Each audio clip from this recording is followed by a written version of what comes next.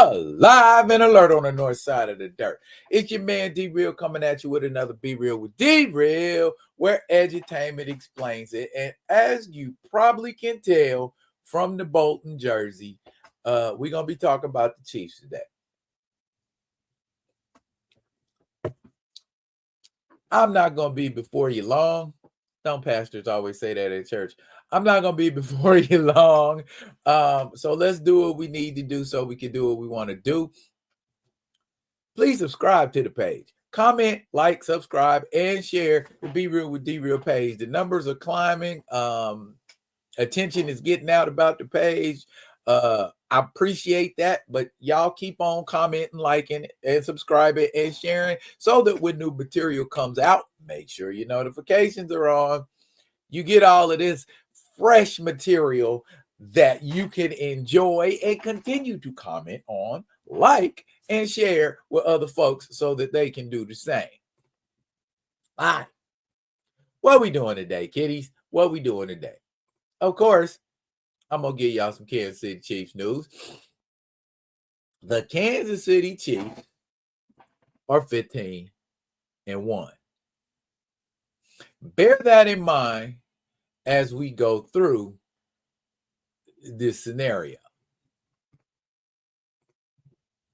They are also the number one seed in AFC, which means they get rest, and more rest, which they definitely need. Situation we got going here is week 18 tomorrow when they play the Denver Broncos. For those of you who have been following the Chiefs or following the Broncos, you realize that we barely edged the Broncos last time we played them. Blocked the field goal. That heart attack football, man. That freaking heart attack football. I know what it is. But the biggest situation that everybody seems to be focused on is that guy right there, Carson Wentz. Carson Wentz is the backup quarterback for the Kansas City Chiefs. He will be taking the snaps tomorrow as Patrick is getting his needed rest to try to recover a little bit more from those ankle problems Patrick seems to have on a fairly consistent basis when it gets tweaked a certain way. Real quick, before I get off into anything else, doesn't Carson Wentz look a lot like Prince Harry?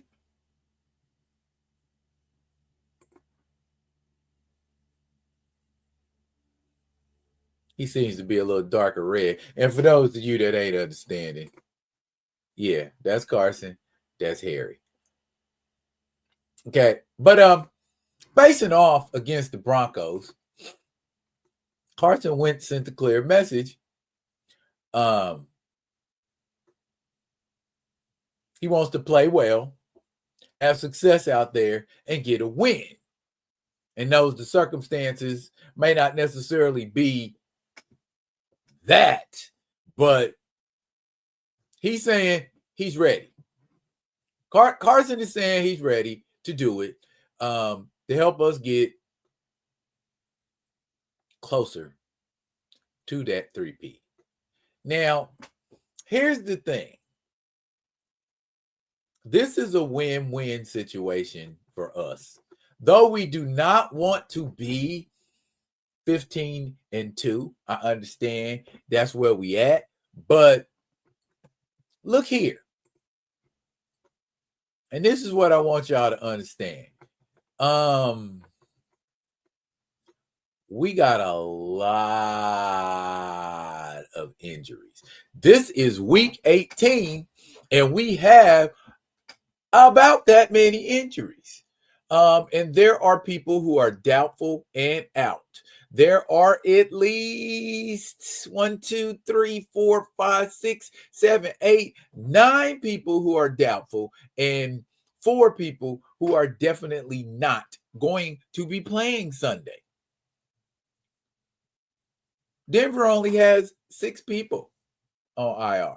compared to our 18. So they're going to be hitting with everything they got versus Chris Jones is doubtful. Isaiah Pacheco's out. Jawan Taylor is out. Not like that's a big deal or anything, but it is what it is.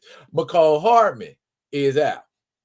Patrick Mahomes doubtful, but he's not going to be playing, so we might as well say he's out.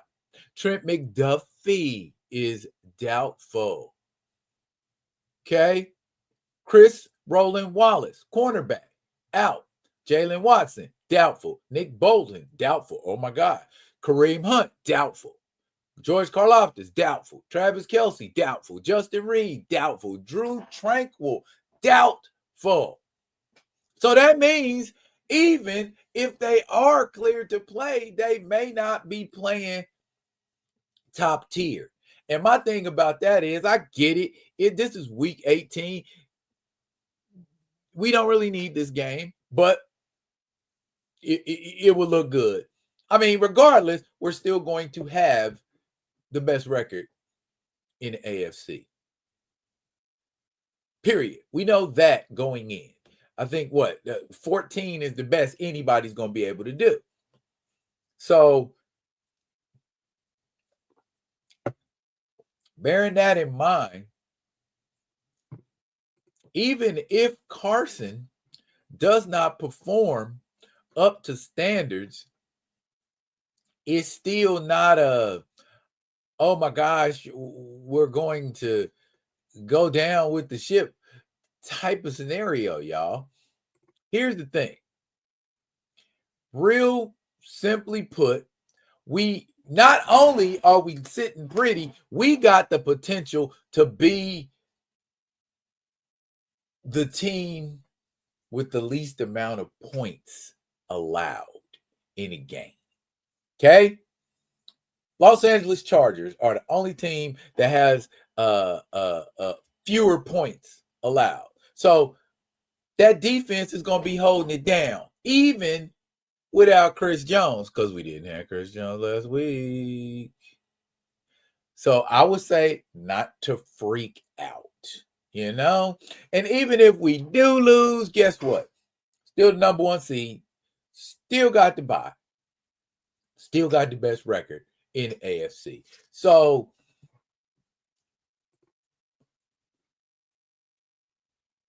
long story short, even if we do lose, we don't lose. Does that make sense? I mean, here's the thing. Who are we more worried? I ain't gonna say worried because we ain't worried about nobody. Who are we more concerned about facing in the playoffs if they even get in? Cincinnati, Miami, or Denver? Now, out of those three teams, Denver has the better record. And I will argue the better defense. So it will be in our best interest to beat them. But if we don't beat them, they're in. Much in the same way, if they beat us, that means Cincinnati and Miami ain't in. So what's the scenario we want to see? I guess that's my question. What's the scenario we want to see? Do we want to beat the Broncos and potentially have to deal with Cincinnati later? Because there's much talk about Joe Burrow and how amazing and fantastic he is, but because there are more, and I'm going to go ahead and say it, and I don't want to step on nobody's toes, but because there are starting to be just as many elite black quarterbacks as there are white ones, the white ones are feeling threatened. So we hear much more about Josh Allen. We hear much more about Bo Nix. We hear much more about, these kind of quarterbacks. Oh, these are our guys. They're gonna the Joe Cools and Joe Shiesty or whatever kind of Joe they're calling Joe Burrow now. they want these guys to do well because they are becoming the last of a dying breed. Not that that's a bad thing. I mean, the what qualifies as a prototypical quarterback isn't what it used to be 20 years ago. You need a quarterback who can scramble. You need a quarterback who can throw. You need a quarterback who reads well. You know what I mean? Carson Wentz coming out, of college was much hyped, went to the Eagles, and he became that journeyman guy over time and wound up with us. Does he got anything left in the tank? We gonna find out tomorrow. I believe that even if we don't win, it's not going to be a rout, because last time we played them, it was very, very, very, very, very, very, very close. So I'm looking for another one of those. I don't see nobody blowing anybody out. And look out for Nico Remigio, wide receiver, runs kickoff returns. I think he might surprise some people. I'm just saying, hey, among other people, I think that's going to be somebody, that might do interesting things. He's undersized, but he's fast. He's really, really fast. Win, lose, or draw, I'm with Kansas City. Red and gold till I'm dead and cold. Are y'all going to watch that game tomorrow? I know my Chiefs faithful are, but what about the rest of y'all? I get it. If the Chiefs ain't your team, you ain't got no horse in that race. And that's how I am. I might watch the Bengals and the Browns today. I don't know. I may not, but it's my daughter's birthday today. So happy birthday, Seth. We gonna hang, we gonna kick it, we gonna do some things, baby girl. But that's that. We're going for the win. I would like to see the Chiefs win. I ain't gonna say they ain't gonna win, but not being able to play a lot of starters, that puts us in a position. So hopefully we don't come out of the other end of this worse than when we went in. But like I said, Red Kingdom, red and gold till I'm dead and cold. Riding with my team, dying with my team. We're going down that hill together, baby. That's it for now. But fret not, I will be coming at you with another one of them other ones. And until I do, y'all be good. Be good to each other. Go Chiefs.